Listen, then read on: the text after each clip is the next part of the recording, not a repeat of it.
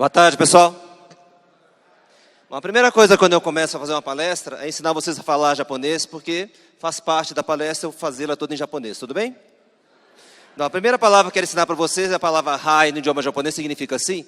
E eu gosto de ensinar essa palavra para a gente criar uma certa interação, porque fazer falar e vocês não corresponderem é uma situação difícil, né? E como eu falar sobre relacionamentos, curando a alma, na verdade eu quero falar sobre relacionamentos, uma pergunta para vocês mulheres, se vocês concordarem, basta dizer hai. No seu casamento, seu namoro, seu relacionamento, quem manda na relação é o homem. Hai?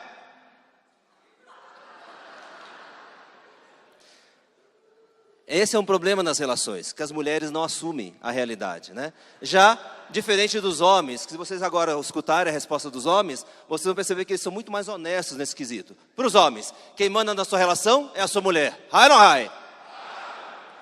Percebe como funciona? Então vamos lá. Falando para vocês sobre o conceito de alma, né? Eu quero sair um pouco dessa coisa de religião, pegando o conceito da psicologia transpessoal. Alma, na verdade, é uma porção que se diferencia de um todo, né? E essa porção, aquela bolinha que se diferencia do todo, é o conceito de alma dentro da psicologia transpessoal. E no momento que ela se diferencia, é porque ela tem algo a aprender. Então, no momento que ela se diferencia, ela é atraída, né, por uma ancestralidade, por um contexto cultural, como se fosse um ímã que atrai. E é nesse momento que você entra numa experiência terrena, né? Por que é importante esse conceito? Curando a alma, que é o que eu vim falar para vocês hoje. Porque, na verdade, toda relação, existe alguns atratores. Nós somos levados a estar no relacionamento.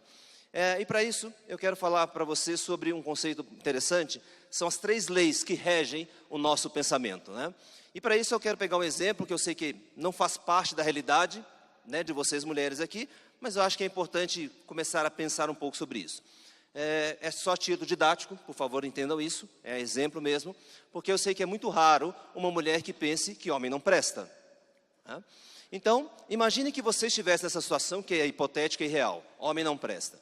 Numa palestra, num momento como esse, um encontro como esse, das várias possibilidades que você encontra aqui, de repente você sente um quê especial por um fulano.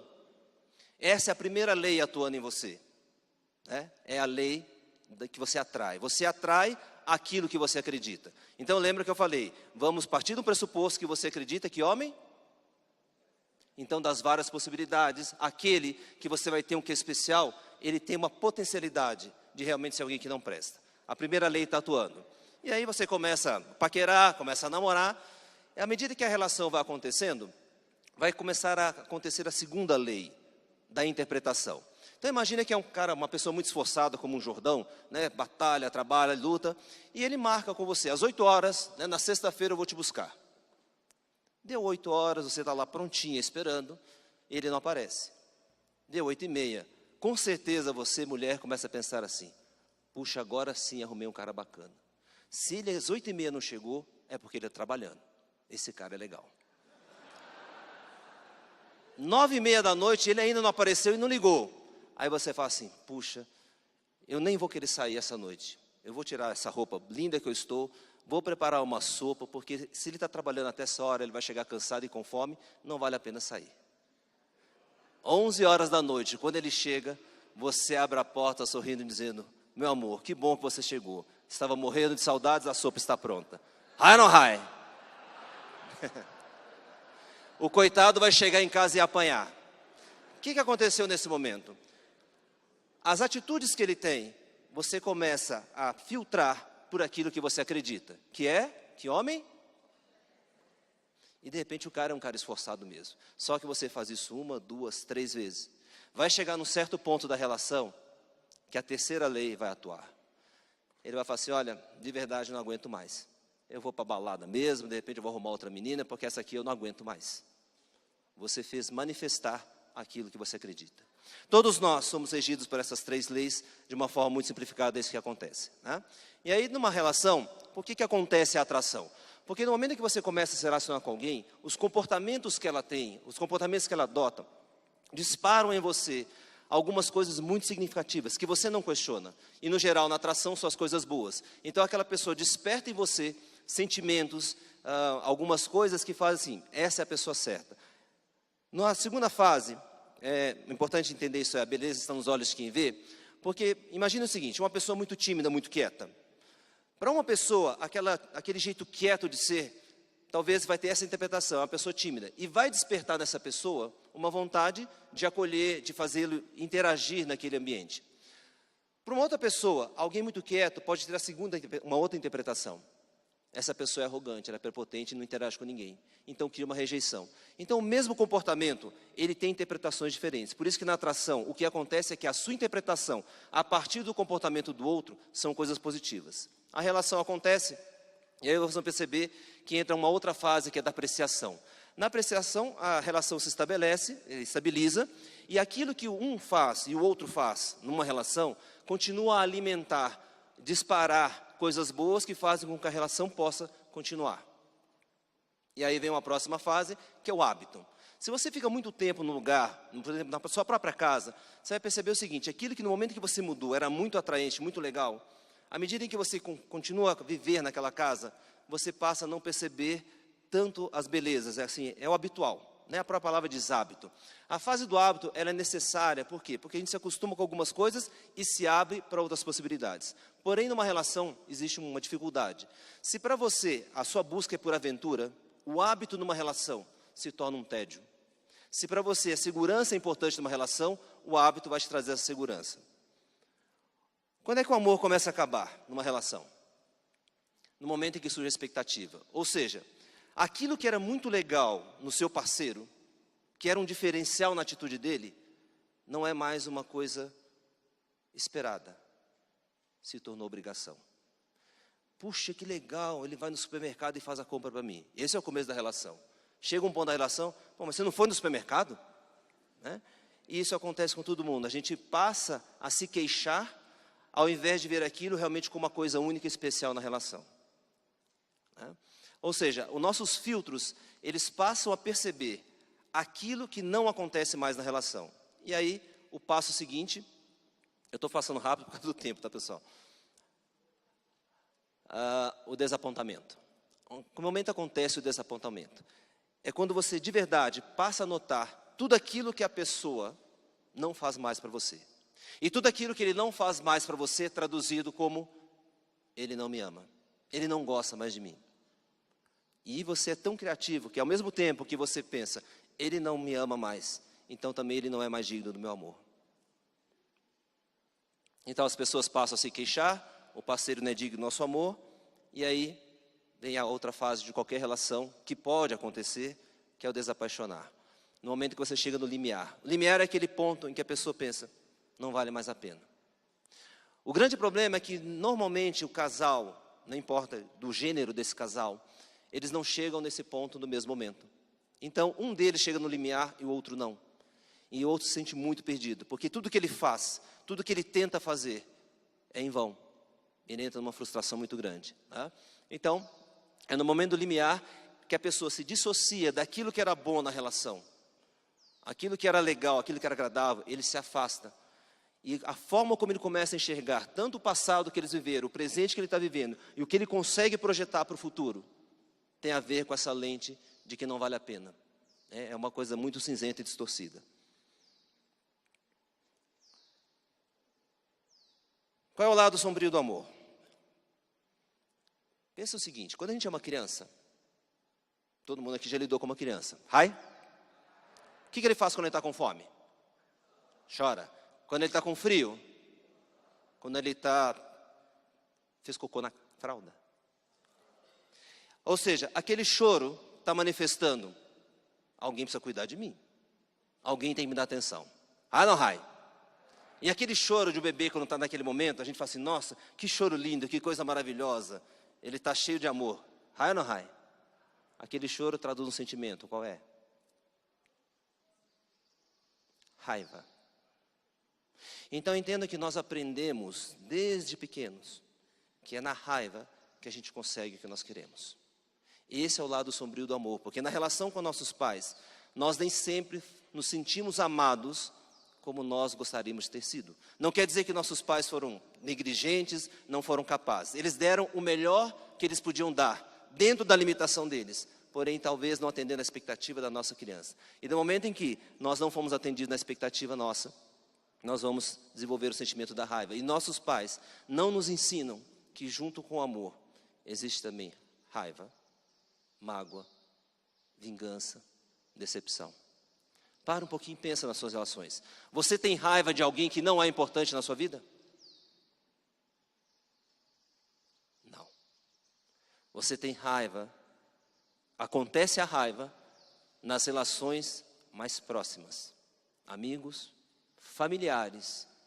Sorte que casamento não entra nessa equação. Então, para que o seu relacionamento ele se torne maduro e adulto, não é tentar eliminar a raiva nas relações. É perceber o poder curador que a raiva tem. A cada momento que essa raiva surge numa relação, o que as pessoas nem sempre têm consciência, é um pedido de algo que você nem mesmo tem consciência. Então, o que muitas vezes destrói uma relação não é aquilo que é visível, é aquilo que está por trás do que nós percebemos na relação. Então, toda raiva manifesta em qualquer relacionamento é uma necessidade nossa que não está sendo atendida. Então, não é a existência da raiva o problema, é a negação de que essa raiva existe. E aí, nós vamos entender o casamento dividido em 3 casamentos. Então, cada um de vocês que se relaciona, vamos chamar de casamento, qualquer relação próxima, vocês vivem 3 tipos de casamento. O primeiro casamento é esse real, que você consegue perceber. Está acontecendo e você enxerga. Esse é o mais fácil de você notar. O segundo casamento é o casamento invisível. É exatamente o casamento onde nós temos necessidades e estamos em busca daquilo. E nem sabemos o que buscamos. E o terceiro casamento, onde estão as respostas e as mudanças. O casamento primal, o casamento que nós temos com os nossos pais. Então, cada um de nós leva para a nossa relação as carências que nós sentimos na relação com o nosso pai e nossa mãe. Vou passar muito rápido isso aqui por causa do tempo. Então, existem alguns tipos de casamento. Raivosos que sabem que são. Né? São 2 tipos. Expansivo. É aquele que você olha, o casal está brigando o tempo todo. É palavrão para cá, xingamento para lá. Acho que ninguém aqui passa por esse tipo de relação. Existe um outro que são os provocadores, né? Um mocinho, um bandido. Um provoca, o outro é o coitado. Né? Esses são casamentos que você olha de fora, é muito fácil perceber que existe raiva nele. Agora, existe um outro problema, que quando a raiva ela é encoberta, mascarada, às vezes as próprias pessoas não têm noção de que estão num casamento repleto de raiva. Né? São os casamentos raivosos e as pessoas não sabem que estão nele. Representadores, o casal ele coloca uma ação no lugar da raiva. Então, para não viver a raiva, a ação o que é? Um vício num jogo, um vício em sexo, um vício, por exemplo, no trabalho. Então, aquilo que a raiva ela é deslocada, é representada numa simbologia externa. Deslocadores, né? O casal tem raiva, mas ela não é dirigida um contra o outro. É sempre um inimigo externo. É claro que a sogra nunca entra nesse alvo, tá certo? Mas é um parente próximo, é o trabalho, alguma coisa externa vira o alvo da sua raiva. Simbolizadores. A raiva se torna simbólica na relação. Um fica doente e o outro vai cuidar. Aquele que fica doente não sente a raiva, o que cuida também não sente a raiva, e isso fica obscuro da relação. E tem aqueles que você olha e fala assim, puxa, esse casal é lindo e maravilhoso, ninguém aqui tem raiva. Né? Na verdade, é um casamento morto há muito tempo. Por que é tão difícil perceber isso? As nossas raivas, elas estão, nossos sentimentos, as necessidades, elas estão no nosso inconsciente. Né? Estou passando rapidinho. Nós aprendemos na relação que nós temos que castigar quando a pessoa não faz o que nós queremos, mesmo como adultos. Por quê? Porque nós aprendemos assim. Como é que nossos pais conseguiam a nossa obediência? Punindo. Essa punição podia ser algo muito severo, algo muito sutil. Mas a mensagem que nós sabemos é assim, ou você faz o que eu quero, ou eu vou te punir. Perceba que na sua relação, no seu casamento, você faz o mesmo. Quando a pessoa não atende à sua expectativa, e o que é pior, é uma expectativa que você não manifesta, você vai de alguma forma punir. Como? Fica emburrado, vira a cara, sai de casa, bebe e por aí vai. Quero falar só mais uma coisa antes de terminar. Qual é o oposto do amor, pessoal? Não é a raiva. É o medo. Porque no momento da relação nós nos fragilizamos. Em todo conflito em relação, dispara em cada um de nós nossos medos inconscientes. Que medos são esses? Os medos da nossa criança. O medo de sermos abandonados, o medo de não sermos aceitos, o medo de nós sermos inadequados. Então, mesmo uma relação adulta, que aparentemente nós julgamos madura, nós carregamos os nossos medos. Então, quando nós temos um conflito na relação, o nosso medo é que a gente se sinta muito inadequado. E nesse momento, nós vamos levantar as barreiras. Então, no momento, pensa na última briga que você teve com alguém que você ama. Eu falei de uma pessoa que você ama. Rai ou não rai? Pergunto, nessa última briga, você apresentou, demonstrou todo o seu amor? Ou você demonstrou o seu pior? Em todo conflito, por mais que você ame, você mostra o seu pior. Como um animal acuado. Se o animal está com medo, o que ele vai mostrar? O que o animal faz quando ele está com medo? Toda uma violência para tentar assustar o outro. E você faz o mesmo. No momento que você sente medo, você vai tentar colocar toda a sua raiva e atacar. São as barreiras que você levanta. Então você tem duas possibilidades no conflito. Ou você se protege, levanta as barreiras e não aprende nada. Ou é a proposta de grande parte do meu trabalho. Aprenda. Aprenda com quem? Com você mesmo. Tá? Ações protetoras, você tenta controlar a pessoa.